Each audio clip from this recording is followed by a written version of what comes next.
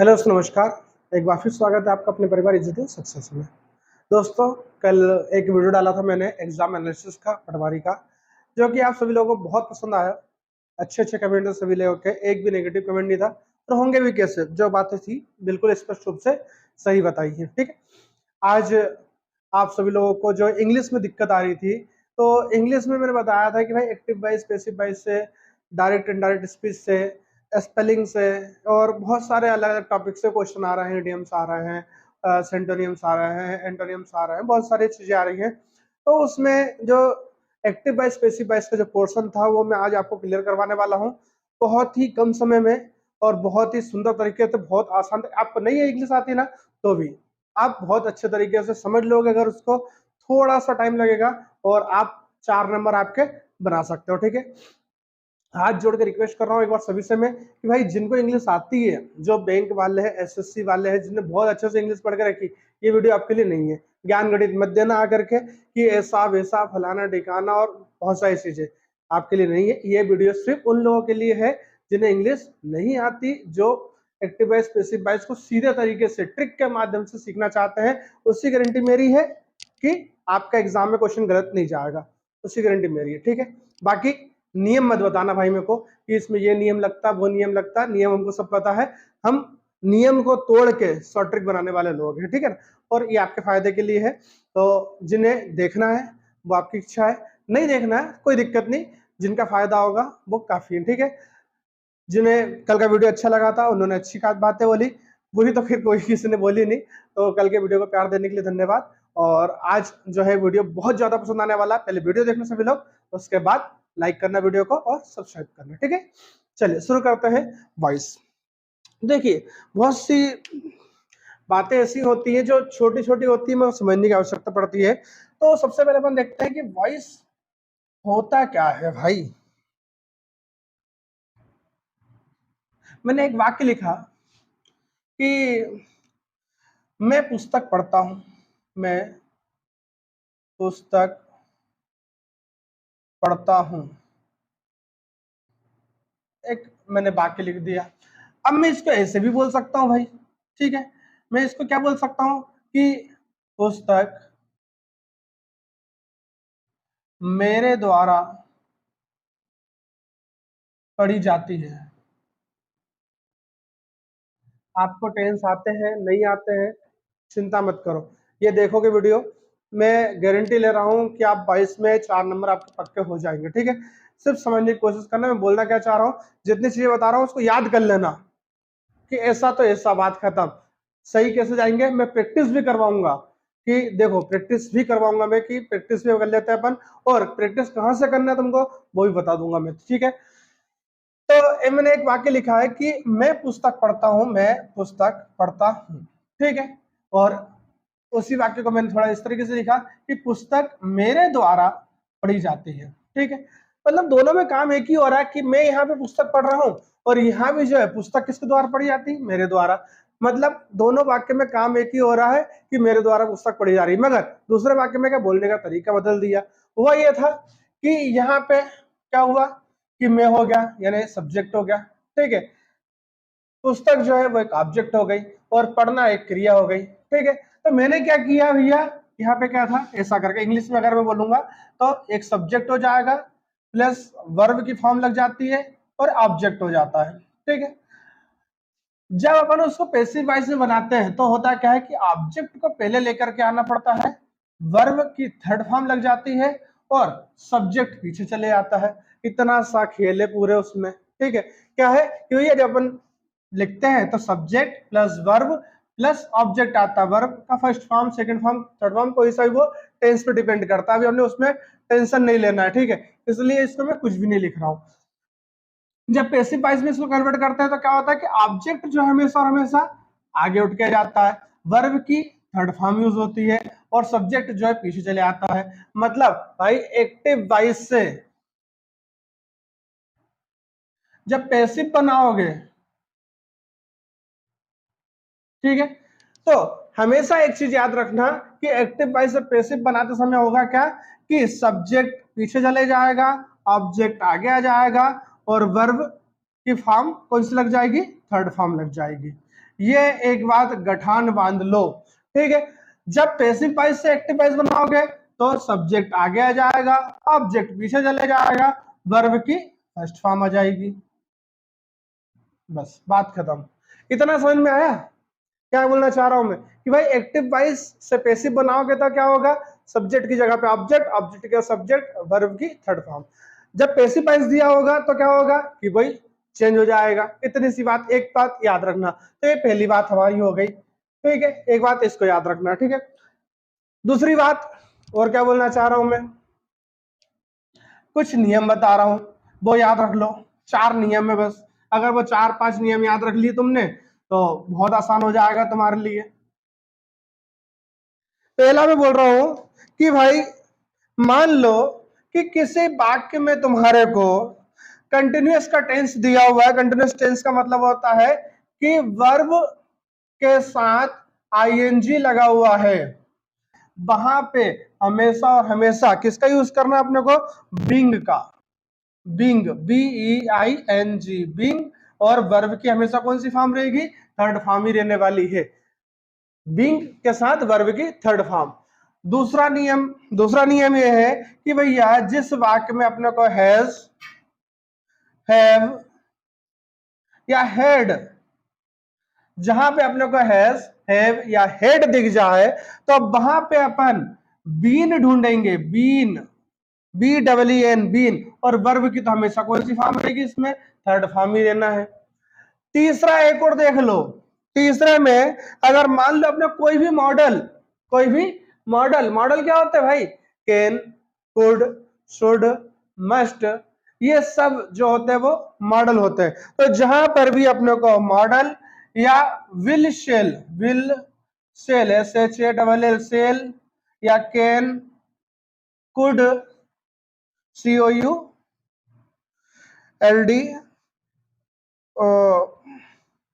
या फिर मस्ट, ऐसे बहुत सारे मॉडल कुछ भी हो सकते हैं, will, shall, can, could, must, कुछ भी हो सकता है। जहां पे अपने को ये मॉडल दिख जाए तो वहां पे अपने को करना है कि भैया बी प्लस वर्ब की थर्ड फॉर्म यूज करना है, ठीक है। जहां पे अपने को वर्ब के साथ आईएनजी दिखेगा वहां पे अपने को बीइंग यूज करना है। जहां पे हैज, हैव और हेड दिख जाएगा अपने को वहां पे बीन के साथ थर्ड फॉर्म यूज करना है। जहां पे अपने को कोई भी मॉडल दिख जाएगा, विल, शेल या कोई भी मॉडल, कैन, कुड, मस्ट दिख जाएगा तो वहां पे अपने को क्या यूज करना है, बी के साथ वर्ब की थर्ड फॉर्म यूज करना है।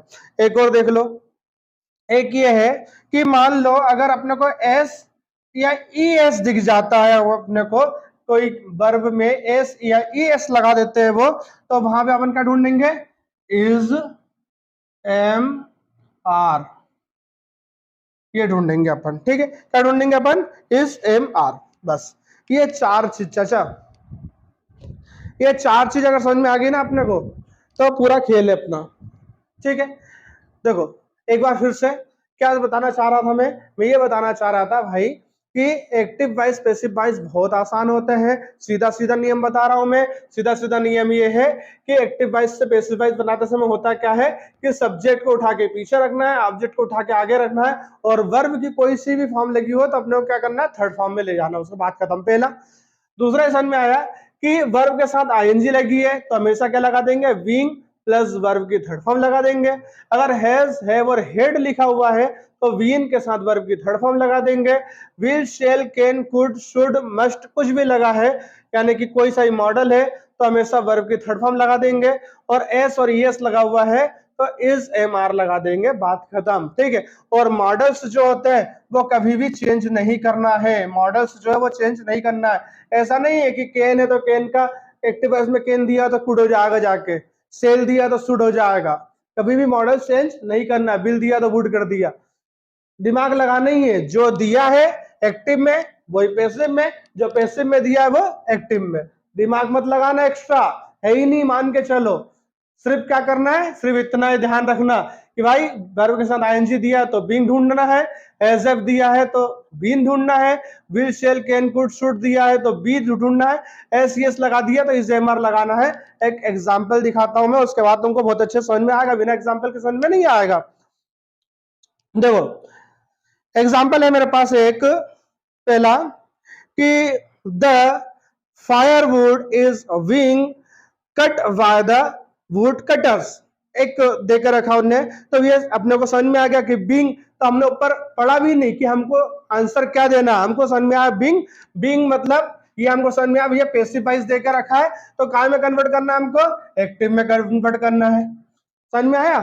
ठीक है, ऊपर लिखिए एक line, out of the given option choose the one which is the correct active voice. बात वही हो गई, मतलब एक्टिव वॉइस चूज करना है, मतलब पैसिव देकर रखा। तो देखो the firewood is being cut by the wood cutters, में तो इतना पढ़ता भी नहीं हूं, डायरेक्ट क्या दिख रहा था मेरे को, बीइंग। तो अपने को पता है कि भाई जहां पे बीइंग लिखा हुआ है तो बीइंग है, तो मतलब काय में जाना है मेरे को, एक्टिव में जाना है। क्या ढूंढूंगा मैं, वर्ब के साथ क्या लगे होना चाहिए, आईएनजी लगे होना चाहिए। चार ऑप्शन में देखो काय में आईएनजी लगे ले, पहले में आईएनजी है कट के साथ, नहीं है। दूसरे में देखो कट के साथ आईएनजी का हाँ है, तीसरे में देखो कट के साथ आईएनजी नहीं है, चौथे में देखो कट के साथ हाँ है, मतलब दूसरे में और चौथे में अपने पास है। मगर अपने को क्या चाहिए था भैया, ऊपर लिखे रहे द फायरवुड इज, मतलब इज एम आर का क्वेश्चन है तो आर होना जरूरी, काय में आर है, दूसरे वाले में। लो जी आंसर आ गया अपने पास, मतलब दूसरा सही है अपने पास। आया समझ में? बहुत इजी है। क्या ढूंढा अपने सिर्फ कि भैया बीइंग था तो अपने को क्या दिखना चाहिए, आईएनजी, यानी कि वर्ब के साथ कट अपनी वर्ब थी, कटिंग होना चाहिए। कटिंग काय में दिख रहा है अपने को, भैया अपने को पहले में नहीं दिख रहा है, तीसरे में नहीं दिख रहा, दो ऑप्शन कट गए, अपने पास दूसरा ऑप्शन और चौथा ऑप्शन बचा था। अपन ने देखा कि इज लिखा था, मतलब इज आर एम, तो आर काय में, दूसरे में सही। चलो नेक्स्ट क्वेश्चन देखो, नेक्स्ट क्वेश्चन और सरल है। नेक्स्ट क्वेश्चन मेरे पास है, the principal will meet the student this evening. ठीक है, क्या है भैया अपने पास, बिल लगा हुआ है क्या, हाँ ठीक है। चलो क्या ढूंढेंगे अपन, बिल वी, क्या हो जाएगा अपने को, बी ढूंढना है अपने को। चलो देखो बिल भी अपने को काय में दिख रहा है, क्योंकि मैंने बताया कि बिल चेंज होगा क्या, नहीं होगा, बिल भी ढूंढना अपने को। देखो चार ऑप्शन में बिल काय में दिख रहा है, पहले में कुड भी है, दूसरे में बिल भी, तीसरे में कैन भी, चौथे में शुड भी। बिल भी काय में, सिर्फ एक ही में, सेकंड वाले में, पर सेकंड वाला का अपना आंसर हो गया। चेक कर लो, लॉजिक कितना सरल है ना, मतलब बहुत सारे एक्टिव स्पेसिफाई, पता नहीं क्यों हुआ बना के रखा और 50-100 नियम बना दिए हैं। भाई नहीं आते हमको नियम, सीधी सीधी बात है। और ये जो क्वेश्चन करवा रहा हूं ना मैं, ये कहाँ के क्वेश्चन है, ये 2016 के एमपीएसआई के क्वेश्चन है, जाके वेबसाइट पे चेक कर लो। क्वेश्चन नंबर भी इसलिए मैंने नहीं हटाया, क्वेश्चन नंबर भी दिख रहा है तुमको, तो क्वेश्चन नंबर भी इसलिए नहीं हटाया क्योंकि 2016 के एमपीएसआई का क्वेश्चन है, जो कि हमने एग्जाम दिया था। वहीं से जाके आपको और प्रैक्टिस भी करना, नहीं समझ में आ रहा हो तो एक बार फिर से वीडियो देखना और फिर प्रैक्टिस करना, भाई आपके पूरे नंबर आएंगे एक्टिव वाइज पैसिव वाइज के, मैं गारंटी ले रहा हूं। चलो एक क्वेश्चन और करते हैं। अगला दिया है, are the receiving the chief guest at the station. पूरा पढ़ने की जरूरत ही नहीं भाई, क्रिया क्या, रिसीविंग, क्या लगे आईएनजी, हमने को पता है आईएनजी है, तो हमने क्या ढूंढना है, बिंग ढूंढना है। क्वेश्चन वैसे का वैसा रहेगा। देखो बिंग काय में लिखा हुआ है, जल्दी बताओ जल्दी बताओ, पहले वाले में बीन है, दूसरे वाले में बीन है, तीसरे वाले में बिंग है, चौथे वाले में बिंग है, दोनों में क्या है अपने पास, बिंग बिंग है। ठीक है, तो अब आर का क्या हो जाता है, इज हो जाता है, काय में, चौथे में इज है। लो जी आंसर आ गया, चौथा आंसर है अपने पास। और क्या सरल, इससे सरल और क्या चाहिए भाई, यही 4 नंबर है, लोग इसमें गलती कर रहे हैं। एक क्वेश्चन और देख लो चलो, is a letter being written by you, क्या लगा हुआ, बीन। लो जी अभी वही क्वेश्चन है, बीन का अपने को क्या पता है ये क्या है, आईएनजी करना है। चलो बता दो कहां में आईएनजी, कहां में लगाना है, पहले वाले में आईएनजी है, दूसरे में नहीं है, तीसरे में नहीं है, और चौथे वाले में आईएनजी। लो जी, तो देखो आप पहले वाले में तो क्या है, हेड है, और चौथे वाले में आर है, तो स्वाभाविक बात है हेड तो आएगा नहीं, क्या आएगा, आर आएगा। पता है ना, बेसिक चीज है, मतलब आंसर कौन सा हो गया अपना, चौथा। लो जी आंसर आ गया, मतलब बहुत आसान है, ऐसा बहुत बड़ा एक्टिवाइज स्पेसिफाइज में ऐसा कुछ नहीं है ना। बाकी अभी देखो दूसरे से भी अपन क्वेश्चन कर लेते हैं, ये भी समझ में आया, कोई चेंज नहीं होता, ये भी समझ में आया कि क्या ढूंढना है। चलो और देख लेते हैं, एक क्वेश्चन और देख लेते हैं, चलो फटाक से, समय कम है, तुम्हारे पास भी नहीं है, मेरे पास भी नहीं है, फिर भी देख लेते हैं। अगला देखो क्या लिखा था, वेयर कैन, क्या लिखा है, कैन। कैन क्या होता है, मॉडल होता है हमारा। ठीक है, क्या ढूंढना है अपने को, बी, कैन का कैन ही रहेगा। चलो बताओ जल्दी से, ठीक है, where can the can this box be hidden by you, मतलब बी लगा हुआ है, मतलब पैसिवाइज दिया हुआ है, तो एक्टिव बनाना है, मतलब बी को हटा देंगे अपन। ठीक है, तो कैन का कैन ही रहेगा। बताओ चार ऑप्शन में कैन कहां में, पहले वाले में वुड है, दूसरे वाले में कैन है, तीसरे वाले में माइट है, चौथे वाले में सेल है, मतलब कैन एक ही में है, दूसरे वाले में। लो जी आंसर क्या हो जाएगा अपना दूसरा। भाई सभी ऐसे हैं, 2016 के एमपीएसआई के पेपर देख लो, 3-3 4-4 सब में एक्टिव स्पेसिफाइज आया है, सब में यही आया है। कोई बहुत बड़ा रूल, बहुत बड़ा विधान, कोई कुछ भी नहीं एक्टिव स्पेसिफाई में। अगर इससे बाहर चले जाएगा तो आके अनसब्सक्राइब कर देना चैनल को, बात खत्म, सीधा बोल रहा हूं मैं, तो इससे बाहर नहीं जाएगा। ठीक है, बस ध्यान का रखना है सिर्फ ये 4 बातें, और जो मैंने बताया वो, अगर वो भी याद नहीं रहता ना तो इतनी चीज याद रख लोगे ना कि भाई आईएनजी बीइंग, बीइंग का आईएनजी, हैज हैव हैड का बीन, बीन का has have had, will shall can could must का बी, और बी का ये, और एस और एस लगा तो इज एम आर, और इज एम आर है तो एस एस, बात खत्म। इससे ज्यादा नहीं है, पूरे नंबर आएंगे, हम कर चुके हैं, हम करवा चुके हैं। ठीक है, तो अगर अगर ये पसंद आया तुमको कि भाई चलो ठीक लगा है, तो आप स्पष्ट बोलना है कि ठीक लगा है। नहीं पसंद आया है तो स्पष्ट बोलना है कि नहीं आया है। अगर आपको ये पसंद आता है तो इससे भी बेहतरीन ट्रिक, ऐसा ही ट्रिक मैं आपको डायरेक्ट और इनडायरेक्ट स्पीच की भी दे सकता हूँ। इनडायरेक्ट और डायरेक्ट स्पीच भी चुटकियों में खत्म करवा सकता हूं मैं। 10 मिनट के वीडियो में आपके इनडायरेक्ट और डायरेक्ट स्पीच खत्म हो जाएगी, और आपके 3 नंबर वहां से भी आ जाएंगे। ठीक है दोस्तों, मैं चाहता हूं कि नंबर ज्यादा से ज्यादा अपन कहां से खींच सकते हैं ये देखना है। ठीक है, ज्यादा से ज्यादा नंबर कैसे लेके आना है अपने को ये देखना है। अब आपके ऊपर है, आप नंबर लेना चाहते हैं, नहीं लेना चाहते हैं, हम तो देने के लिए तैयार है, सिखाने के लिए तैयार है। अब वो आपकी इच्छा है कि आप क्या चाहते हो। ठीक है दोस्तों, वीडियो अच्छा लगा है तो वीडियो को आप लाइक एंड सब्सक्राइब करें, और फिर मिलेंगे नए वीडियो के साथ। जय हिंद, जय भारत।